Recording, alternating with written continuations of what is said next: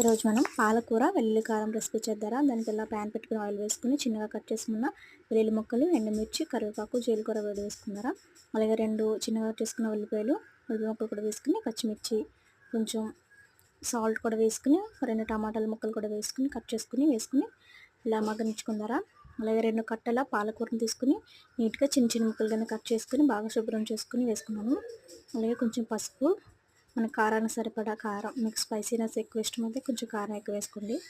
దాంట్లో కొంచెం జీరా, కొంచెం ధనియాల పొడి, జీరా పొడి కూడా వేసుకుని కలుపుకుంటే కొంచెం సేపు బాగా మిక్స్ చేసుకొని ఉంటే అడుగంటనివ్వకుండా మూత పెట్టనివ్వకుండా అలా కలుపుతూ ఉడికించుకుంటే ఇలా నూనె పైకి తేలిపోతూ ఉంటే సరే.